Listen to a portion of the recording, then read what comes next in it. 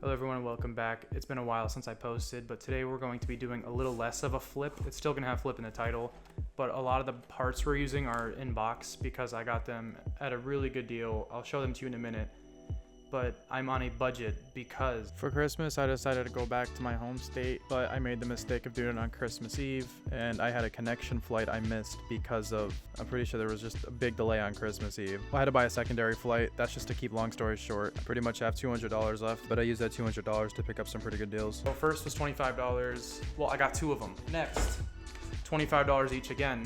These are all new, by the way. I got these Facebook Marketplace local. I bought a 2060 Ventus 6GB card. For Christmas, I got a brand new AIO. So I'm gonna be using my old NZXT. It has a screen on it though, which is pretty cool. And then I knew somebody who had exercises over in Japan, and they picked me up a nice little Christmas gift of not one motherboard, not two motherboards, but three motherboards. Oh, and in that last video, that flip was $600, which is a pretty surprising number to me. I'm gonna be using the 2 sticks of RAM I got from the other video, and a Ryzen 7 3700X I got from another video. And then that Lee case, but since there's RGB, I believe it's gonna sell better. So let's actually get into that right now. Okay, let's start with the motherboard. I got the ASRock A520M Pro 4. Oh yeah. Oh, it's not a bad board at all. All right. It has some foam on the back too, so I can just work on the table. Our first M.2 SSD.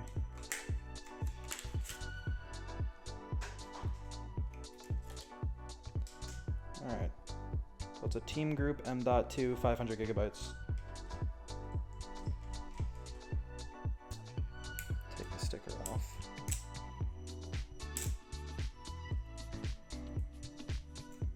Sticky.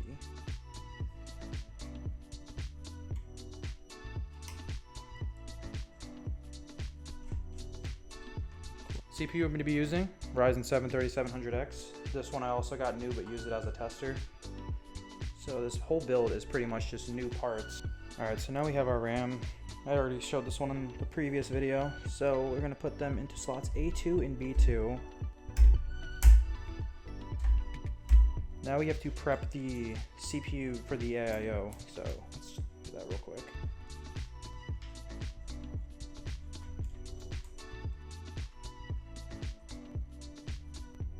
We're going to put this in the case first because I have a preference of putting the AIO in last, so. Alright, so I just had to dust it real quick. There's still a couple drops of dust, but I already. Alright, we have two ARGB fans that I pulled directly off of a Sama AIO. Okay. These fans dropped into here.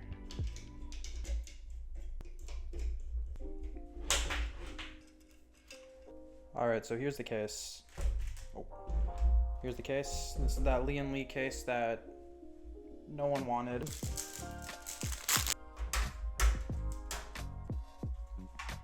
Now all I gotta do is drop the motherboard in.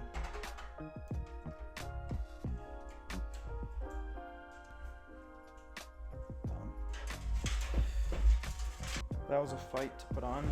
Okay.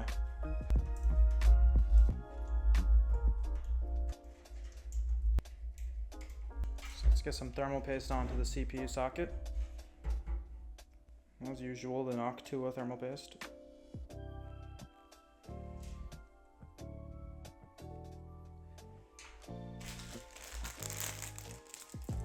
And then, I don't know, I just happen to have my hands on one of these little spatulas, so. Alright, so we've got the thermal paste spread onto the CPU. Now I'm just gonna drop this cooler in. I like to keep the wires facing up so I can get them out of the way.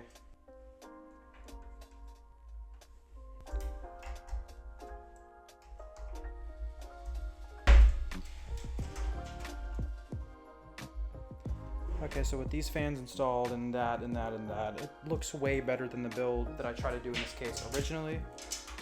There's two more things I need to install, or one more thing I need to install, and that's it. And it's on the top. I gotta find them. So these are exhaust. Now we need two big fans that push air down onto the entire build. And I'm gonna do that part off camera, and I will be back once everything looks a little more tidy so that we can put the power supply in. So I'll see you guys then. After setting everything up, I tested it on my nice little tester card. And I think now it's ready for the RTX 2060. So after unboxing it, it is still new. It is still a fresh graphics card. It's even got all the little things in it. Just get that, click that down.